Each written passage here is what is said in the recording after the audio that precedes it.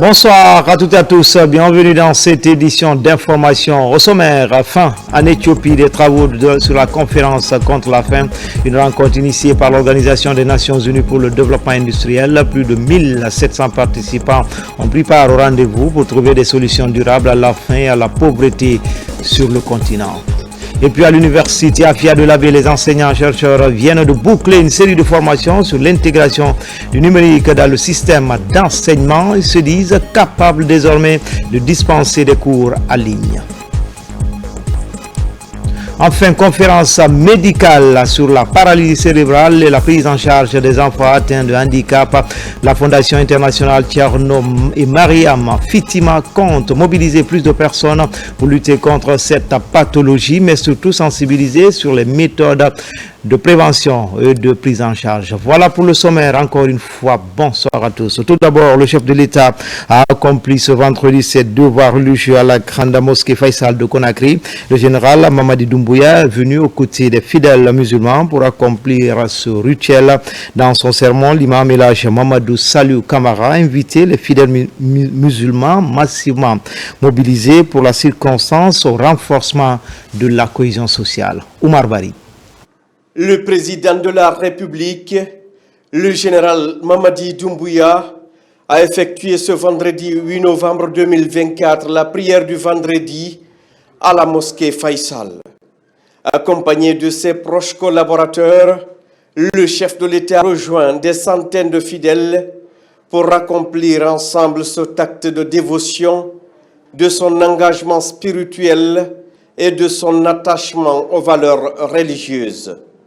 L'enceinte de la mosquée Faisal a accueilli une grande affluence de fidèles musulmans venus pour accomplir leurs devoirs religieux en ce jour saint. La prière du vendredi, l'un des moments les plus sacrés pour les musulmans, a vu une participation massive des citoyens guinéens venus de divers horizons, unis dans la même foi et la même ferveur.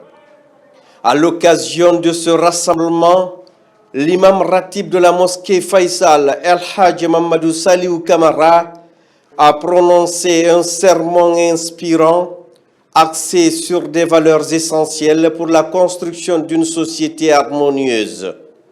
Il a particulièrement insisté sur la nécessité de promouvoir la paix et la cohésion sociale, des principes incontournables pour le succès de la transition en cours en République de Guinée.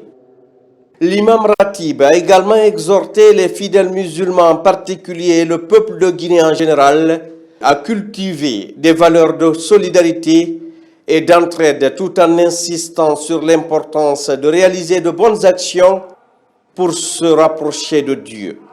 Il a souligné que chaque citoyen, quel que soit son statut, ou son rôle dans la société, a un devoir envers son prochain et envers la nation en vue de renforcer les liens de fraternité et de promouvoir un climat de paix durable.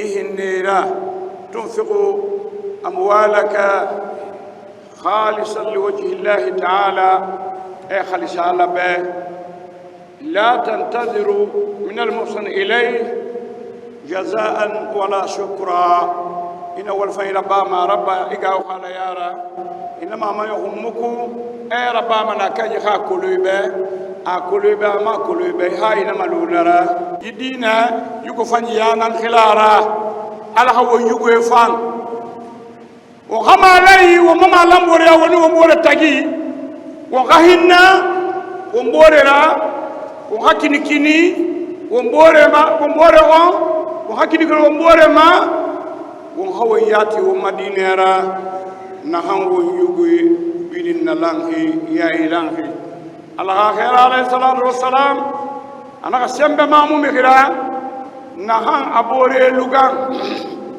وني بوري سوفي في إنو أرى لغان أنا هم سمبما يارا أسمبما يانا نحن أيوك فنيانا Mukubara la makula de ala haybo khira kanta mbara la makula ala haybo khira sabati mbara la makula alhamdulillah wa salima wa bagi mangena kasakila yitera fa doy asumbura hada min fadlillahi alaykum alghaf samantian dinannaki mbawon khadu babe ya arhamar rahimin mabokhi ya rati nake huyilangu ma jimange ma won khadu bebe se falla gine be afalla gine tobe afalla gine tinabe allah kana soni be la khara se bu falla gine tobe khanum fa safan tobe amu safatina be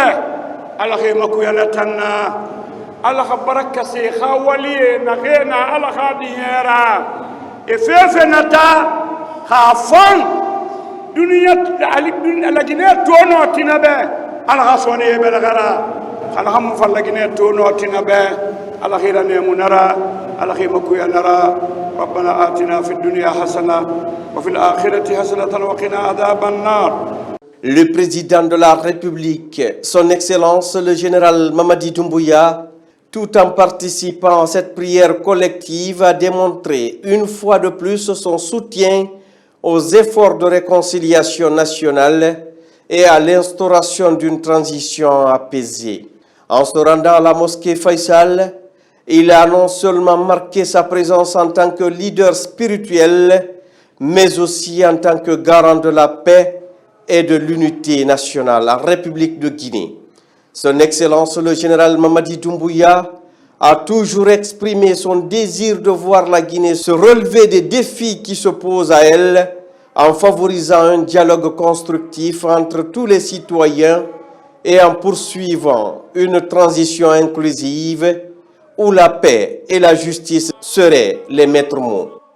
La prière du vendredi à la mosquée Faisal fut donc un moment privilégié de recueillement et de méditation. Les appels de l'imam El Hadj Mamadou Saliou Kamara à la cohésion sociale et à la solidarité se sont parfaitement inscrits dans le cadre de la vision du gouvernement sous le leadership éclairé du chef de l'État, son Excellence le général Mamadi Doumbouya, à savoir une transition pacifique, inclusive et tournée vers l'avenir.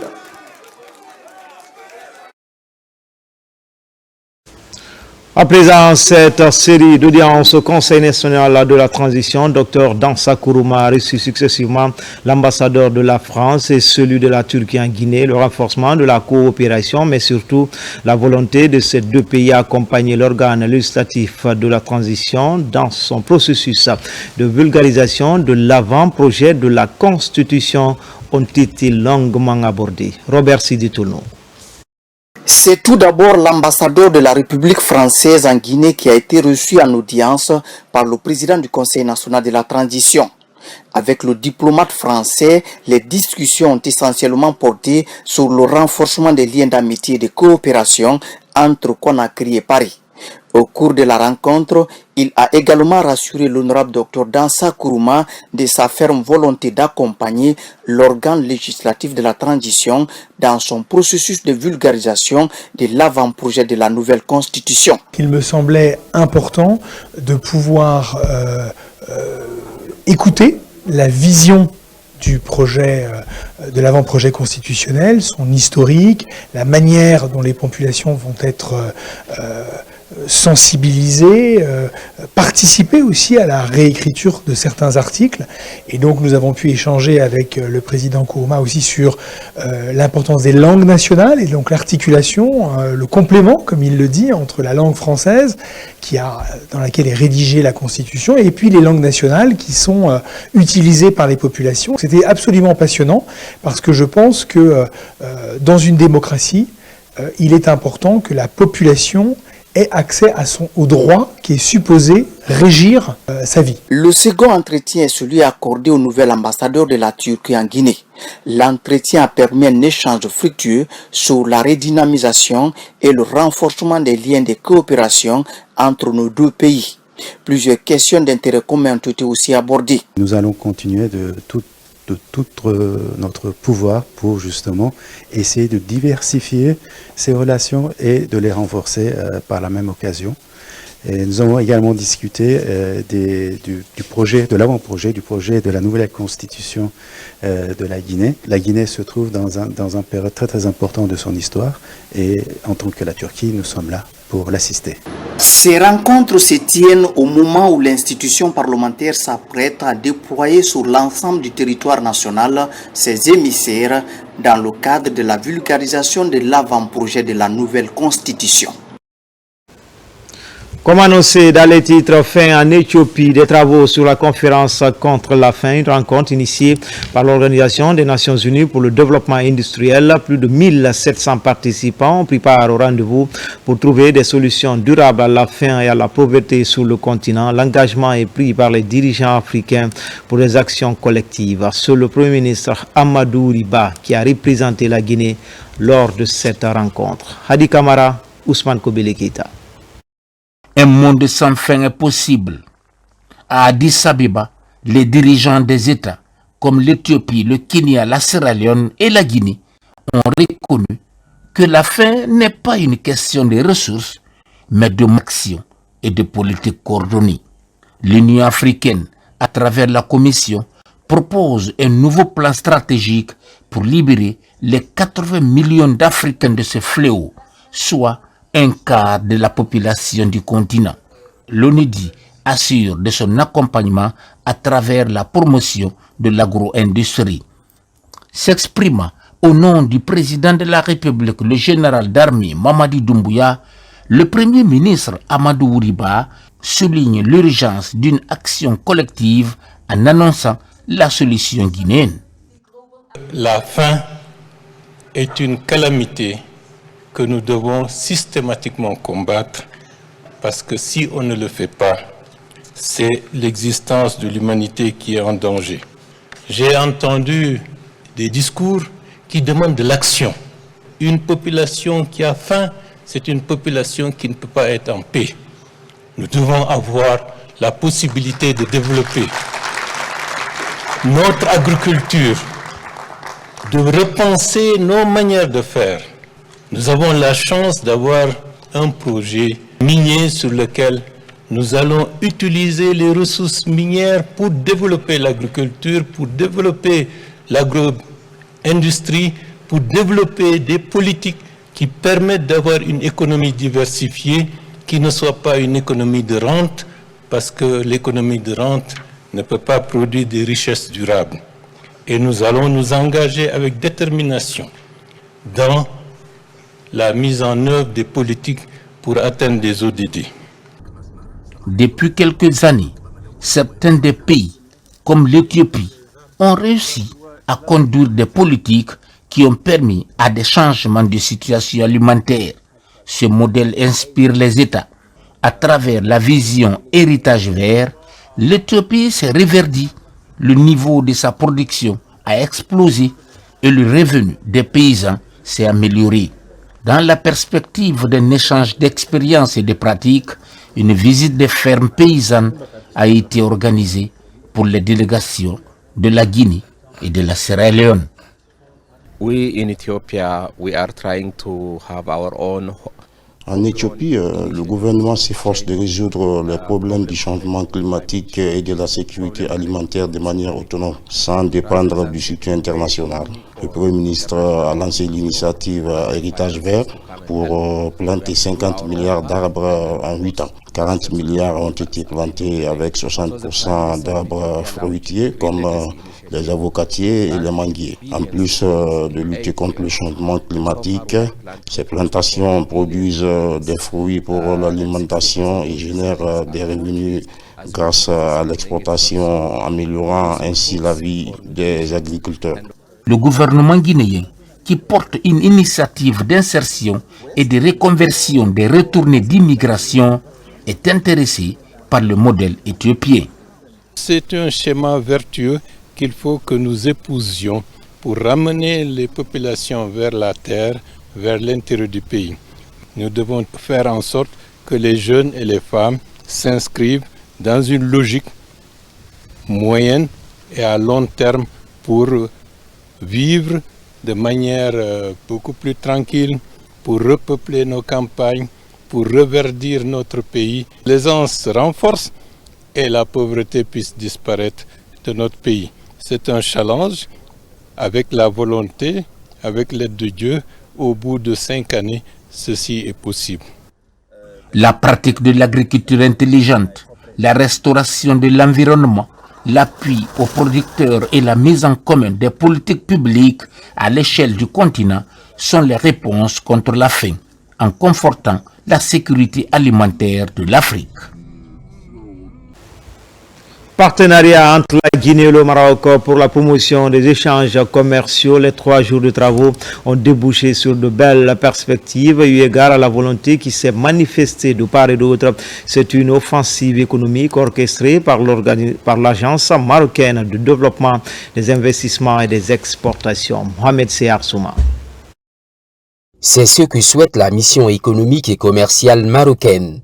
Les contacts directs entre opérateurs privés. Mais pour quelle finalité? Je suis venu avec les échantillons pour lui montrer. Et là, on va faire donnant-donner. Et je vais essayer, il m'a proposé aussi de lui trouver des clients ici qui vont être intéressés pour faire exporter ces produits et les distribuer ici au marché guinéen. Et j'espère que ce partenariat sera le début d'autres relations, d'autres partenariats avec nos homologues guinéens, Inch'Allah. Ça va dans la droite ligne de notre mission, de faire un peu la promotion du secteur privé guinéen au-delà de la Guinée et à l'international. Et aujourd'hui, c'est la continuité de cette collaboration et ça évolue très bien. Les partenariats existent déjà, dans les mines notamment, avec le ciblage des métaux de base. À date, je pense que le balayage, lui, il s'est effectué et ils sont sur l'interprétation, l'analyse et l'interprétation des données pour pouvoir identifier autant que possible les échantillons et pouvoir continuer le reste de la procédure. Il y a du potentiel, estiment les deux parties. Il est question de le rendre plus vibrant. Les positions convergent. Le B2B aujourd'hui qui s'est tenu a permis de renforcer les relations entre les hommes d'affaires marocains et les hommes d'affaires guinéens. Nous souhaitons avoir le même cadre d'échange, que ce cadre se développe en forum. Ces 3 jours, ils étaient une réussite parce qu'il y avait une bonne présence du patronat, il y avait la présence de monsieur l'ambassadeur et un grand nombre d'opérateurs guinéens.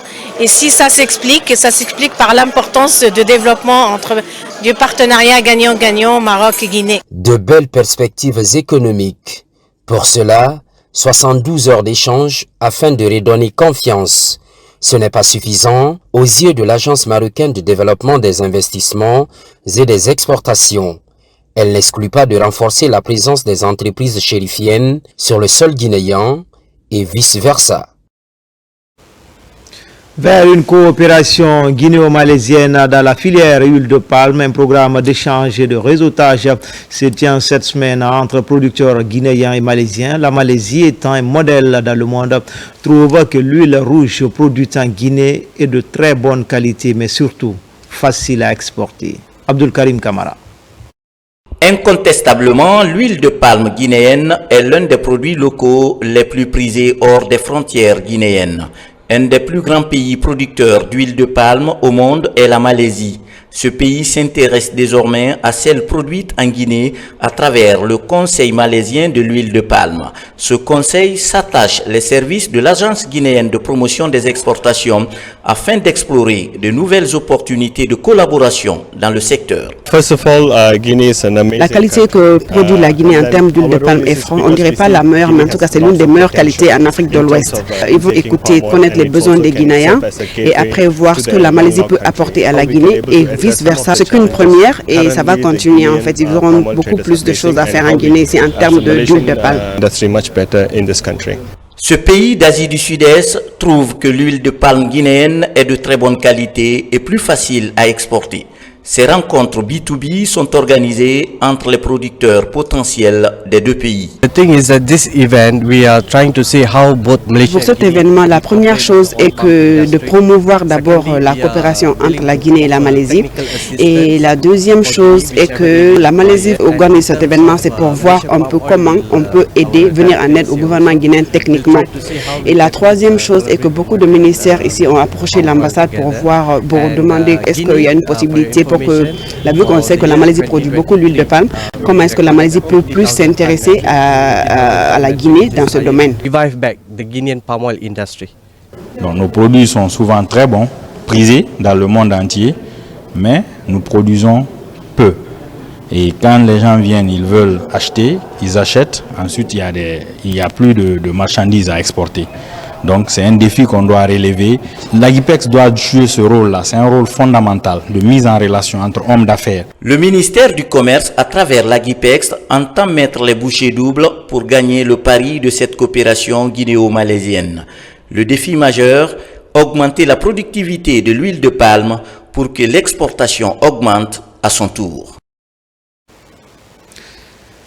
À présent, c'est arrêté à 2024-15-36 MATD CAB SGG portant levée de la suspension d'un préfet. Le ministre, vu la charte de la transition, vu la loi L 2019-0027 AN du 7 juin 2019 portant statut général des agents de l'État. Sur proposition du Conseil de discipline du ministère de l'administration du territoire et de la décentralisation arrête. Article 1er. La suspension de M. Kandiamara, préfet de Kankan, est levée. Article 2. L'intéressé est rétabli dans ses fonctions de préfet. Article 3. Le directeur général de l'administration du territoire et le gouverneur de la région administrative de Kankan sont chargés chacun en ce qui le concerne de l'application correcte du présent arrêté. Article 4. Le présent arrêté qui abroge toute disposition antérieure contraire prend effet à compter de sa date de signature et sera enregistré et publié au journal officiel de la République. Conakry, le 8 novembre 2024, général 2e section, Elhadj Ibrahima Khalil Kondé. À présent, cette retraite à Forêt-Carrée à l'équipe pays des Nations Unies en Guinée, elle a regroupé représentants des Nations Unies et partenaires clés autour des axes d'engagement pour 2025 sous le ministre du Plan et de la coopération internationale qui a donné le coup d'envoi du conclave. Daouda Tabansila. Forêt-Carrée, sous le massif verdoyant de Benna, l'équipe pays des Nations Unies en Guinée se retrouve au grand complet. Pendant 3 jours, il sera question pour ces experts de renforcer la cohésion et la collaboration au sein de leurs institutions. Le gouvernement guinéen apprécie la démarche. Nous sommes à un tournant important de notre pays. Ce travail d'équipe au sein des Nations Unies est fondamental pour nous aider à obtenir des résultats concrets qui répondent aux aspirations de nos concitoyens et renforcent notre développement national. Au niveau de la coordination, les outils ont été mis en place pour améliorer le cadre de coopération entre le système des Nations Unies et le gouvernement de la République de Guinée. Grâce à l'expertise dont disposent les Nations Unies, vous êtes à même d'apporter un appui technique, stratégique en matière de planification, de mobilisation de ressources et de gestion des projets complexes. À la suite de ces échanges, les participants vont définir les priorités stratégiques pour 2025 en tenant compte des objectifs de développement durable. Toutes les agences des Nations Unies sont ici pour discuter de comment vraiment mieux travailler ensemble. Comme vous le savez, Simandou 2040 établit 5 priorités nationales et c'est notre travail en tant qu'équipe des Nations Unies de nous assurer que toutes nos stratégies, nos programmes, notre présence est là pour soutenir la stratégie du gouvernement. En termes d'objectifs, il sera question pour l'équipe pays des Nations Unies d'analyser les défis et opportunités pour la Guinée en collaboration avec le gouvernement et les partenaires externes afin d'aligner les actions des Nations Unies sur les priorités nationales. Autre axe de coopération, mais cette fois-ci scientifique, entre la Guinée et la Fédération de Russie. Les coopérants russes rencontrent les membres de l'Académie des sciences de Guinée. Ils évoquent plusieurs domaines d'intervention scientifique pour qualifier davantage la recherche dans le supérieur. Plus d'explications avec Nabila Moussa Kamara. Au siège de l'Académie des sciences de Guinée, la Fédération de Russie s'entretient avec les membres du forum le plus élevé de la Guinée et les représentants des institutions nationales et internationales. Tête à tête, la coopération scientifique est évoquée entre les deux pays. Constitués d'intellectuels, les membres de cette instance de promotion des créations intellectuelles ont exprimé leur satisfaction d'entretenir et de perpétuer cette coopération. C'est une initiative qui vise à consolider les relations entre les deux pays. Les académiciens guinéens ont présenté leur académie et ont aussi parlé des sujets, des thèmes, des recherches qui sont intéressants pour eux. Ça nous a permis de trouver des thèmes intéressants pour les deux côtés. Pour développer les recherches scientifiques ensemble. Le gouvernement de la République de Guinée et le président ont une vision très claire sur le développement de la science en Guinée. Et je pense que grâce à ça, l'Académie de sciences de Guinée a un bel avenir. Cette rencontre avec les scientifiques russes est une occasion de renforcer davantage ce partenariat dans le domaine scientifique. L'Académie des sciences de Guinée est ouverte à toutes sortes de coopérations. Notre objectif, c'est de contribuer au développement de ce pays, mais par la voie scientifique, exclusivement. C'est une opportunité, nous l'exploiterons au maximum, d'autant plus qu'ils ont exprimé la volonté de partenariat fécond et du gagnant-gagnant. Et c'est ce qui nous intéresse à l'heure actuelle. Depuis son indépendance en 1958, la Guinée ne cesse d'avoir le soutien de ses partenaires historiques, notamment la Russie. Dans le domaine scientifique, plusieurs actions ont été réalisées. Pour marquer un nouveau pas dans leurs relations, des objets d'art symboliques représentant l'identité et la vision des deux peuples souverains ont été échangés entre les représentants des deux pays. À l'université Afia de l'Abbé, les enseignants-chercheurs viennent de boucler une série de formations sur l'intégration du numérique dans le système d'enseignement. Ils se disent capables désormais de dispenser des cours en ligne. Des explications avec Sarafdine Diallo et Abdoulaye Ningilande Diallo. Fidèle à ses engagements d'améliorer les conditions de travail et d'apprentissage de l'enseignement supérieur, le gouvernement et ses partenaires au développement initient des formations continues. Elles sont destinées aux enseignants-chercheurs et du personnel de l'université de l'Abbé. L'objectif est de les outiller sur les thématiques liées par exemple à l'intégration du numérique, ce qui devrait qualifier l'apprentissage des étudiants. Nous sommes partis de l'élaboration du scénario pédagogique pour aboutir à la mise en place de tout ce qui est contenu de formation et des activités pédagogiques pour exploiter ce contenu. À travers cette formation, il y a la possibilité de non seulement déployer son cours sur la plateforme ENT, mais aussi de faire des cours à distance. Donc, il y a des fois l'enseignant est empêché de se rendre physiquement en classe. Donc, il a la possibilité d'organiser son cours en ligne et mettre toutes les ressources et faire toutes les activités que les étudiants ont besoin pour aborder le cours. Autorités, enseignants, chercheurs et personnels s'engagent à s'approprier du contenu de ces séries de formations. Je remercie les autorités de l'université de l'Abbé et l'ensemble des membres du comité qui a piloté cette activité. L'invitation, naturellement, de façon officielle, je peux la faire, mais je sais qu'aujourd'hui les collègues sont convaincus et que ces outils-là, de toutes les façons, ils ont déjà aujourd'hui pleinement intégré les outils-là dans leur pratique au quotidien. Également, les participants ont procédé à des séances de scénarisation des cours en ligne, le tout sanctionné par cette remise d'attestation aux participants. Signature d'un accord de coopération spécifique entre l'école doctorale de l'ISAF de Farana et celle des sciences agronomiques de l'eau de l'université d'Abomey-Calavi du Bénin. Un accord qui va faciliter les relations académiques entre ces deux institutions d'enseignement supérieur. RTG Farana, Ibrahima Oulem Foufana, Silati Kourouma.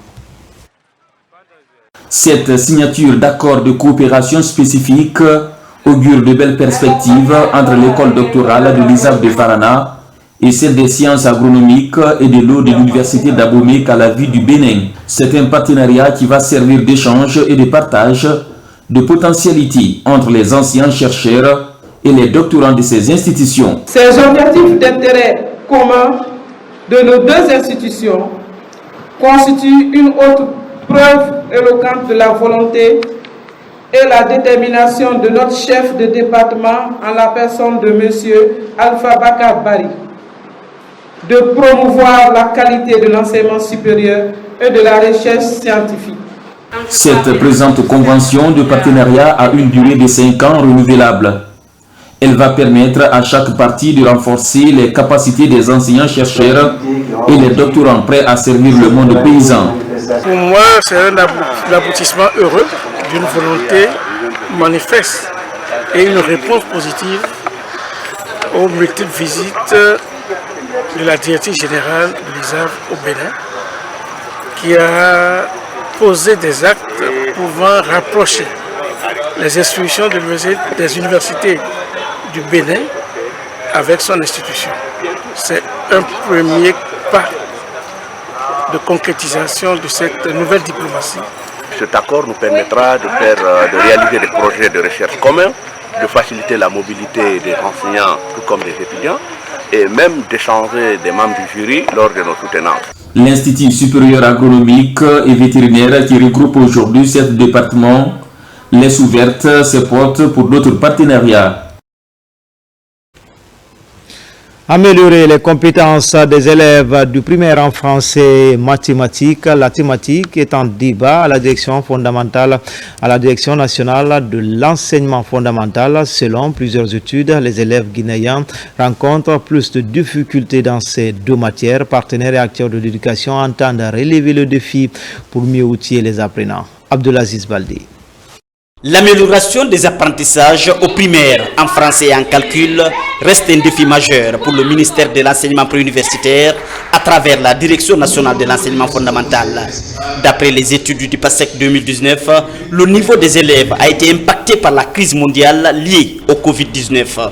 Pour rattraper ce retard, le MEPUA et ses partenaires techniques travaillent à trouver des solutions idoines pour améliorer la capacité d'écoute des élèves. Relever les défis en français et en mathématiques parce que c'est deux matières qui ont été évaluées au niveau international. Et c'est la clé même et la mission de l'école primaire. Il faut que l'enfant sache lire, écrire et compter. Et c'est l'objectif que nous visons. Toujours selon l'évaluation du PASEC 2019, la plupart des élèves rencontrent des difficultés en français et en mathématiques, une réalité confirmée lors des examens nationaux. Les régions de Kindia et Kankan avaient bénéficié d'une amélioration de compétences des élèves. L'extension à l'échelle nationale est en ligne de mire. C'est une phase expérimentale qui ne concerne que 18 écoles. Et la démarche voudrait qu'on augmente le nombre d'écoles expérimentales, donc ce qu'on appelle la phase d'extension de l'expérimentation avant de passer à la généralisation. Mais déjà, les résultats que nous apprenons sont encourageants. Pour nous, depuis 2 ans, nous travaillons à faire en sorte que cette innovation pédagogique permette aux élèves guinéens de sortir du primaire avec des compétences en lecture et en mathématiques, et cela grâce à une approche tout à fait innovante. La Direction nationale de l'enseignement fondamental travaille pour améliorer les compétences des élèves dès l'école primaire. Dans les prochains mois, plusieurs modules de formation seront mis à la disposition des élèves sur l'ensemble du territoire national. Au sein de la Grande Muette, sur le clap de fin pour la première promotion du certificat technique élémentaire de l'école des travaux du génie militaire, ces opérateurs sont désormais capables d'effectuer des levées topographiques, réaliser des routes et autres ouvrages de franchissement. La sortie de cette promotion constitue la première activité du tout nouveau chef d'état-major de l'armée de terre, le général de division Abdoulaye Keita. On fait le point tout de suite avec adjudant-chef Oumar Kamara. Il est correspondant de la presse militaire. La formation continue des hommes est l'une des préoccupations majeures des autorités militaires. En témoigne la sortie de la première promotion du certificat technique élémentaire topométrie du bataillon du génie militaire. Au nombre de 40 stagiaires, dont 8 personnels féminins, ils reçoivent leur parchemin au terme de 4 mois de formation. Vous venez d'acquérir des nouvelles connaissances. Je souhaite maintenant que vous puissiez mettre à profit tous les enseignements qui ont été dispensés. Car le génie a besoin d'un jeune militaire du rang qualifié. C'est le lieu de louer les efforts de ses encadreurs et instructeurs tant militaires que civils qui n'ont ménagé aucun effort pour la réussite de cette formation de la première promotion de CTE Topo Bio. Composée essentiellement d'hommes de rang, cette première promotion a bénéficié de plusieurs modules de formation, notamment en levée topographique, en connaissances militaires et bien d'autres matières. Elle porte désormais le nom du général de 2e section, Ahmed Tidiane Diallo, ancien chef de corps du bataillon du génie militaire et ancien chef de cabinet du ministère de la Défense nationale. Félicitations à la promotion pour les résultats obtenus. Respecter cette devise, souvent construire, parfois détruire, mais toujours servir dans la disponibilité et la discipline. La promotion du certificat technique élémentaire topométrie bureau d'études, à travers ma voix, s'engage à contribuer au développement socio-économique de notre cher pays, la Guinée, en mettant en œuvre toutes ces connaissances acquises lors de cette formation dans les différentes missions qui seront confiées au bataillon génie militaire partout où le besoin se fera sentir. En présidant cette cérémonie de remise de diplôme, le chef d'état-major de l'armée de terre a exprimé tout son attachement à la formation et à la qualification des hommes. En terminant cette formation technique, vous avez franchi une étape importante dans votre carrière et dans votre engagement envers notre pays. Je tiens à vous féliciter sincèrement pour ce que vous avez accompli. Je vous souhaite de briller dans vos futures missions et de continuer à servir notre pays avec honneur, courage et détermination. Créée en 2017, l'école du génie travaux a déjà formé 4 promotions. L'institution entend accueillir très prochainement une nouvelle promotion pour un autre renforcement de capacité. Dans l'actualité également, conférence médicale sur la paralysie cérébrale et la prise en charge des enfants atteints de handicap. La Fondation internationale Thierno et Mariam Fitima pilote le processus. Elle compte mobiliser plus de personnes pour lutter contre cette pathologie, mais surtout sensibiliser sur les méthodes de prévention et de prise en charge. Abdoulaye Silla, Aboubakar Junior Kamara. La Fondation internationale Thierno et Mariam Fitima poursuit ses œuvres de charité en faveur des personnes vulnérables. Dans le cadre de la promotion à la santé, une conférence médicale est organisée sous le thème handicap et prise en charge des enfants atteints de paralysie cérébrale et troubles des spectres de l'autisme. Ces pathologies affectent considérablement l'évolution physique et mentale des enfants. Nous essayons vraiment de faire en sorte qu'il y ait une sensibilisation de la communauté sur cette problématique. Les statistiques montrent vraiment qu'aujourd'hui, il y a 15% de la population mondiale qui vit en situation de handicap. Donc c'est un vrai problème de santé publique, ce n'est pas quelque chose qui soit marginalisé. On doit tous être conscients de ça. Fidèle à ses ambitions d'assistance aux personnes vulnérables, surtout des femmes et des enfants, Fitima élargit ses partenaires techniques et financiers afin d'atteindre ses objectifs de santé pour les enfants. Notre objectif aujourd'hui, c'est de réunir des thérapeutes, des médecins et des paramédicaux afin qu'ensemble, on puisse faire un état des lieux de la prise en charge de ces enfants-là. C'est vraiment un partage d'expérience, un partage de connaissances afin que les médecins soient aussi sensibilisés à ces pathologies qui ne sont pas toujours connues par les médecins eux-mêmes. Il y a la prise en charge aujourd'hui des enfants qui souffrent d'infirmité motrice cérébrale qu'on appelle encore paralysie cérébrale qui se fait à Fitima. C'était méconnu en Guinée, mais grâce à elle aujourd'hui, elle n'a aménagé aucun effort, s'est développée, on fait la prise en charge de ces enfants-là et grâce aux kinésithérapeutes qui sont là, les ergothérapeutes, les psychomotriciens, et aujourd'hui c'est quelque chose qui est réalisable en Guinée. Cette conférence médicale initiée par la Fondation Fitima va toucher autres pathologies fréquentes chez les enfants et autres personnes vulnérables.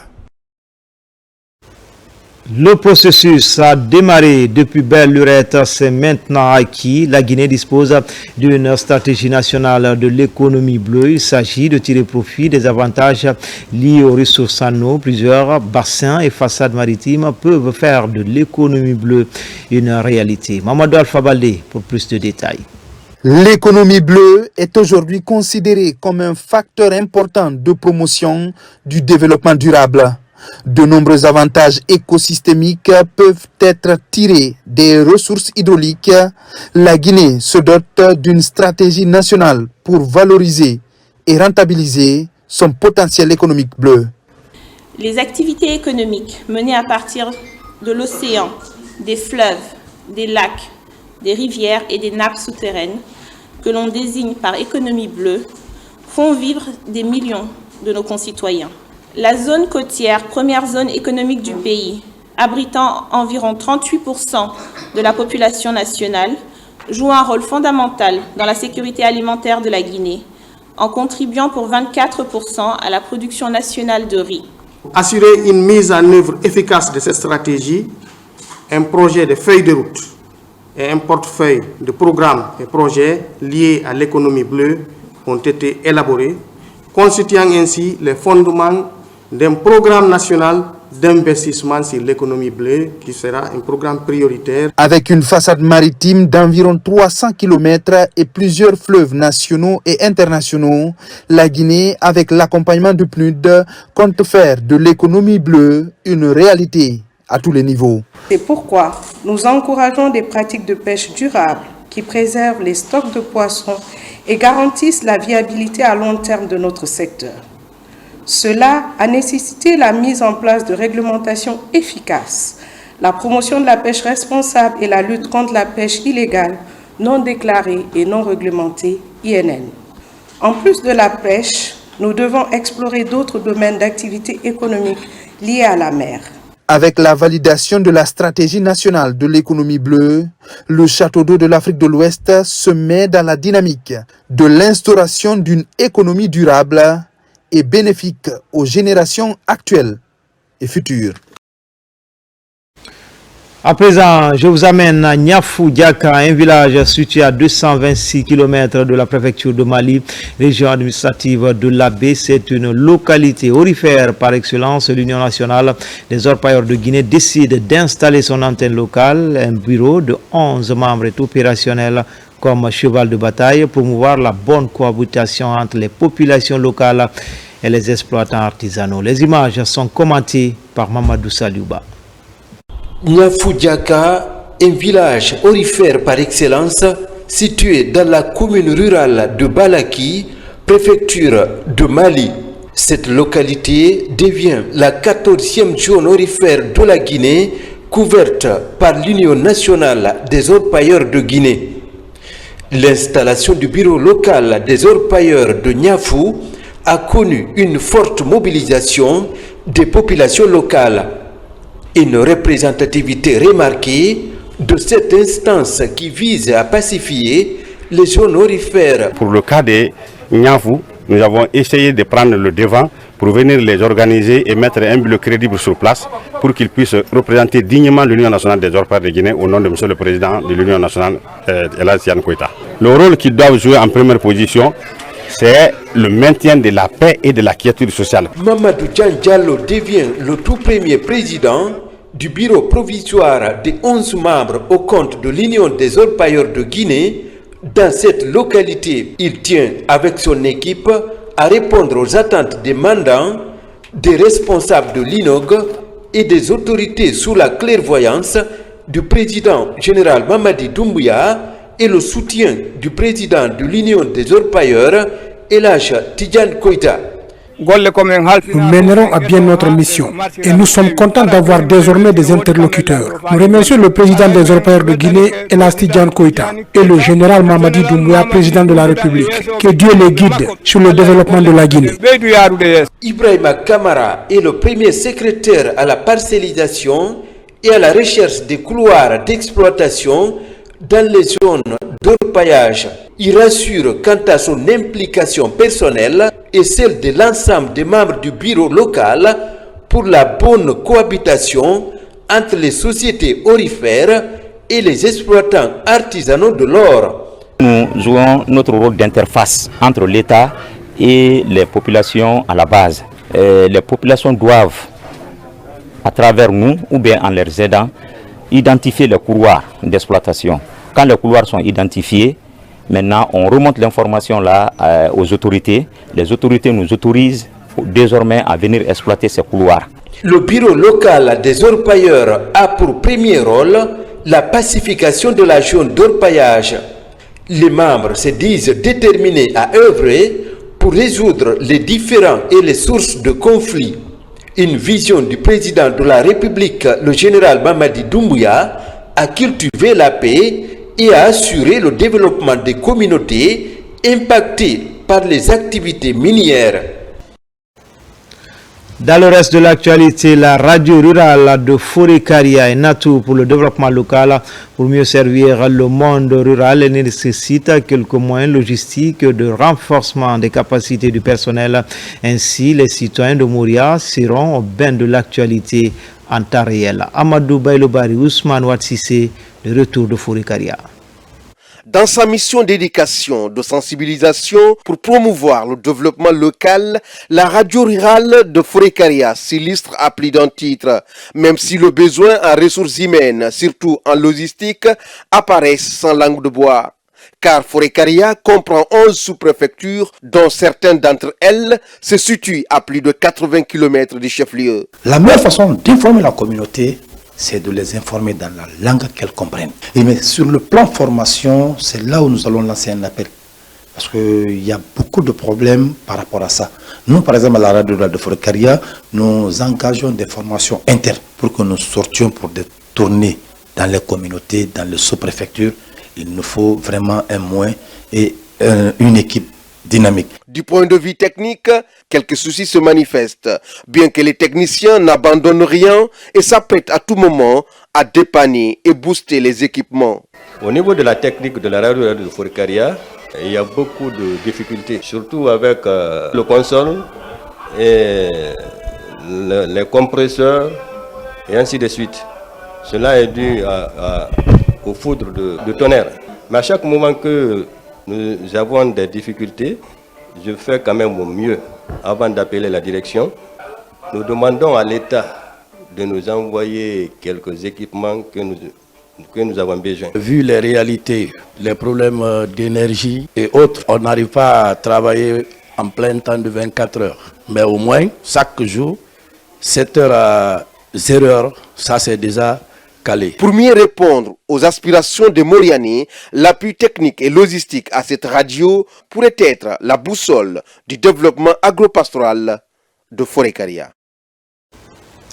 Le projet Enfants et jeunes sur la route migratoire d'Afrique, sur les routes migratoires d'Afrique de l'Ouest et du Nord, renforce ses systèmes nationaux et régionaux de protection, d'éducation et d'insertion socio-économique. C'était lors de la deuxième session de son comité de pilotage. Tous s'engagent à déployer plus d'efforts dans l'atteinte des objectifs fixés. Sona Sagno.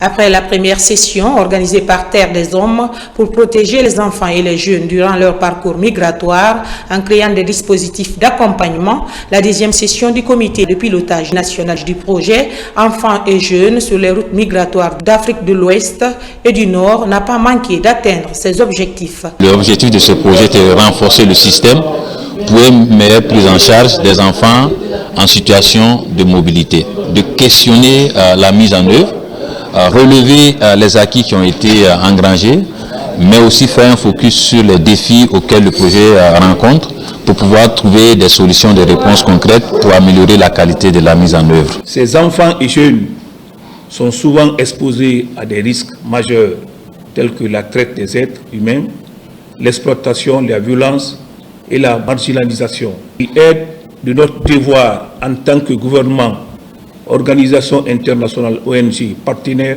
de la société civile de travailler en concert pour mettre fin à ces violations flagrantes des droits humains. Le projet est financé par la Suisse.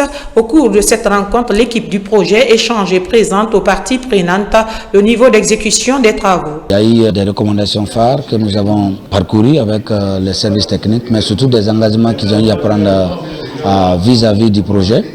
Donc je pense que nos attentes restent encore toujours positives parce que les engagements pris par eux nous amènent un peu à dire que oui, le futur du projet pourrait être meilleur pour pérenniser les acquis surtout de ce projet.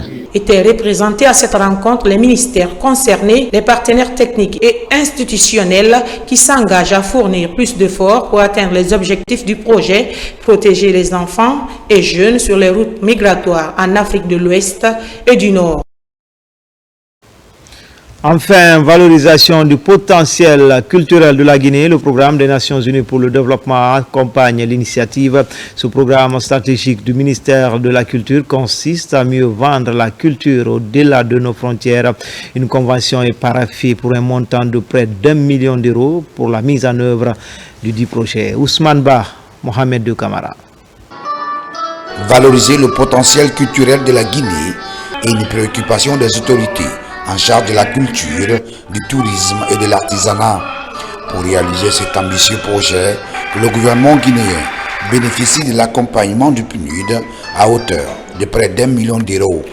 Ce premier montant servira à la mise en œuvre du programme cadre d'appui au secteur de la culture en Guinée. La signature de cet accord est l'aboutissement d'un travail de recherche, d'échange et de rencontre avec les différents acteurs culturels, ainsi que d'études et d'analyses qui ont permis de mesurer toute l'ampleur des défis à relever pour valoriser le potentiel culturel de la Guinée et d'en faire un vecteur de création d'emplois et de richesses. Le PASEC est fruit de la volonté du gouvernement de faire de la culture un levier de développement durable en Guinée, un engagement qui amène les autorités à opter pour la valorisation du potentiel culturel du pays. Cet événement représente bien plus qu'un accord.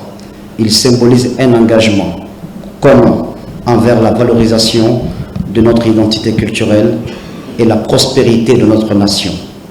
Je tiens à transmettre les salutations distinguées du président de la République, le général Mamadi Doumbouya, dont l'attention soutenue envers le secteur de la culture renforce notre mission de sauvegarde et de promotion de ce précieux patrimoine.